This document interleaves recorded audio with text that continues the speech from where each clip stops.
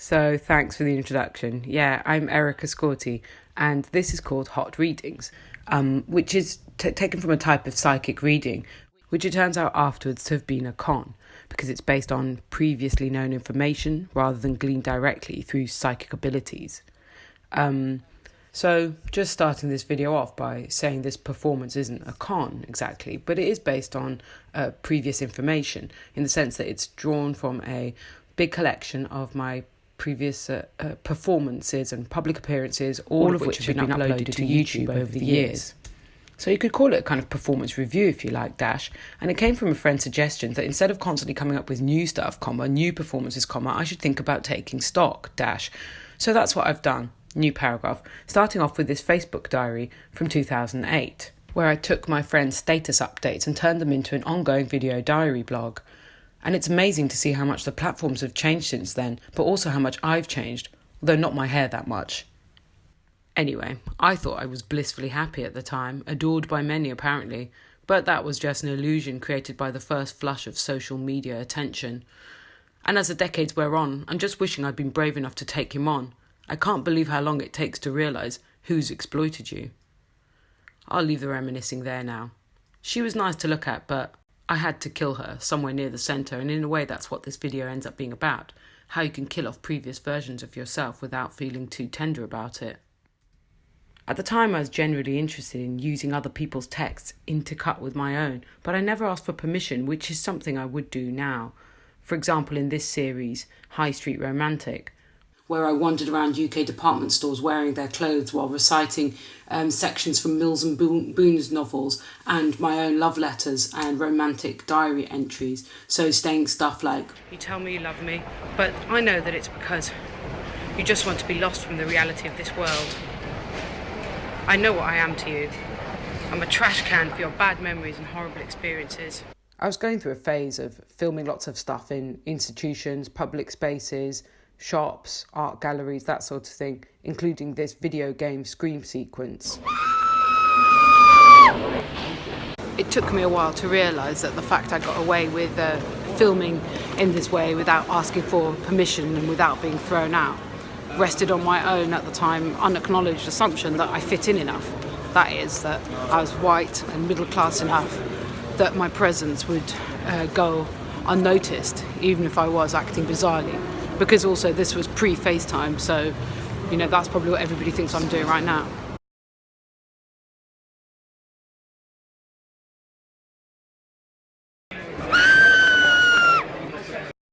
I guess this was my first proper performance. I was very nervous, at DRAF. It's 100% legal to have spent all your sexual urges on someone, and how does it feel, he said. You need the right politics to be quoting from corporate search engines like Yahoo without reinforcing their ubiquity. But the search engine crews are on hold from national rankings. They keep you surviving because the team believes in ghosting the machine. Remembering to always come back compact, to a soft place where you try to not shut down or show others up or harden your heart. But it's not so easy, especially when you realise that you're in competition with people, some of which are your closest friends. And, at the same time, you don't want to just rest in this life without trying to do something to make things better, something better. I mean, that's part of why you become an artist, right? It's because you want immediacy, presence, intimacy, and all of that in community.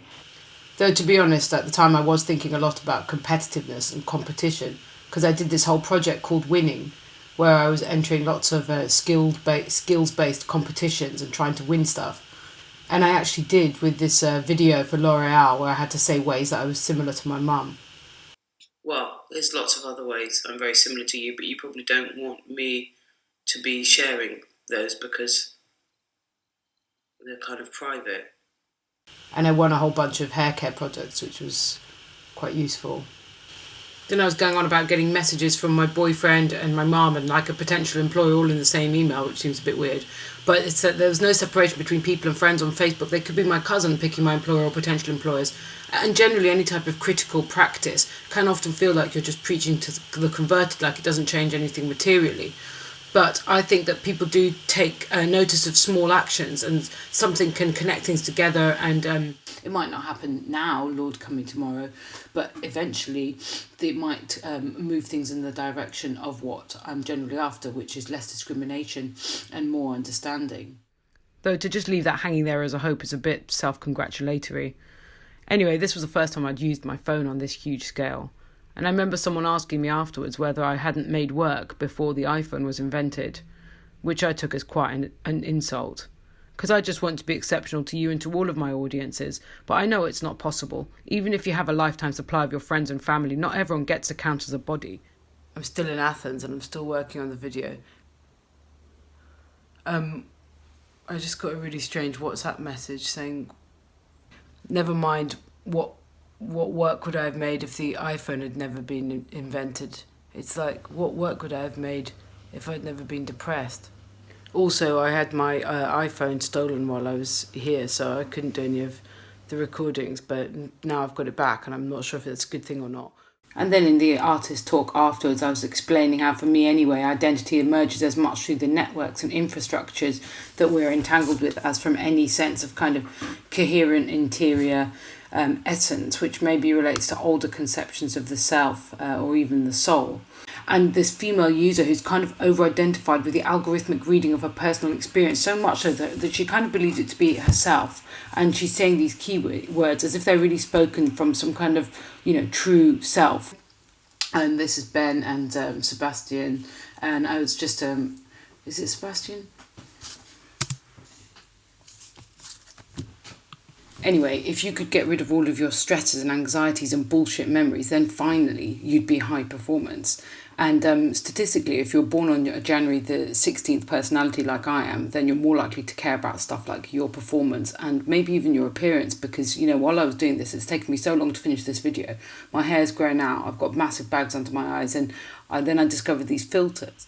And I'm trying to decide what I think of them because they just soft focus everything away. And the thing is that, I've had to work quite hard and live quite a few years to get these wrinkles and these bags under my eyes, so I'm not sure I really want them to be airbrushed out. And speaking of performances, I only do them 3 times each because of this burden on my pillow telling me I never wanted to become a pro. And when you become too practiced at something, it's almost as if you're trying to control the audience. And I never wanted to do that. This was on stage at a poetry reading with Mira. I was reading from some old work. I was saying there was nothing in the beginning. There was nothing. There was nothing before Alice. There was nothing left. There's nothing of the debt, which is ironic because it was just before the Greek referendum. And there is nothing you can do. There is nothing to lose. There's nothing wrong. This was at the South London Gallery. We were asking, why is the male author being brought back? But actually, it turns out he's gone and he isn't coming back. Though I did use a male author to write my ghost-written autobiography. Having grown up in Greece and being half Greek, I guess I romanticised. My yaya and papu always used to have a bowl of individually wrapped Ion amygdalou chocks with a picture of the Mona Lisa printed on it for visitors. And needless to say, I loved Greek food. In fact, I only ever really ate meat when I was back home, or other home, as I came to call it. Και ήθελα να ζητήσω συγγνώμη, γιατί δεν μπορούσα να εξηγήσω τι πίστευα ακριβώς για την Ελλάδα και είπα κάποια πράγματα, ειδικά στο Twitter που τα μετάνιωσα. This bit is from a performance in Athens where I was reading from my old letters, including one that I'd sent to a boyfriend I was trying to impress by quoting Socrates to him. Έλεγα ότι ο Σοκράτης είπε «Το μόνο που ξέρω είναι ότι δεν ξέρω τίποτα». Και συμφωνώ μαζί του. Πάντα προσπαθούμε να αναλύσουμε και να ψυχολογήσουμε τους εαυτούς μας. Αλλά αυτό δεν σημαίνει ότι ξέρουμε τι μας γίνεται. I'd spent some time in Greece doing research into ancient rituals of rebirth and transformation, trying to find the ultimate cheat sheet of how to reinvent yourself as someone else, preferably somebody who knew where they belonged. I'm too much with myself. I wanna be someone else, so we kick up Alfiona's door, walk until... She sighs. I think I was maybe trying to find all of these versions of myself through a concept of imagining how she might dream. And maybe I was being a bit cynical as well, because it's like when I come to write my next book, everything's an asset. You can be as self-conscious as you want in your dreams because nobody can... Before she drops out in the art world, she's... This was when I was thinking, like most people do at some point, or artists anyway, of dropping out of the art world and then thinking of like, what would it mean to document that withdrawal? Because surely if you're documenting it, then you're using it in some way, you're making it valuable, you're instrumentalising it. So I said to my friend, I'm actually filming this right now. Though sometimes we do need time apart But I have love in my heart, even if it is the complaint, basically the gift that keeps on taking. And at the same time, I hate the fact that I'm still play acting, even with you, this persona. You have the wrong dreams. Hello, I know. I have it very bad. He says, this isn't a performance. That's not what I'm saying. But you die in the game. You die for real. How does that feel? Well, instead of playing around, we might need to examine ourselves and place ourselves within the social, political and cultural institutions of our day, including technology. And this was at a panel on digital feminism. And I was saying that feminism is an institution like any other, and it should be constantly shifting and changing. And the question is now, what makes for resistance, or for revolution now?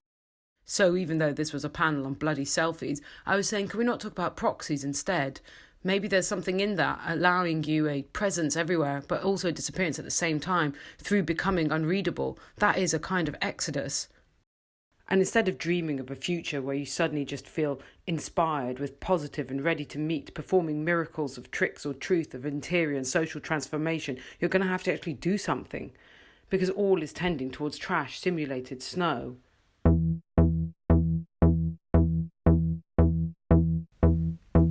So instead I decided to process everything down into smooth paste. To ingest, digest, instead of making anew. Because some things can't be translated. They're metafrasode. So why does it all still taste of endings?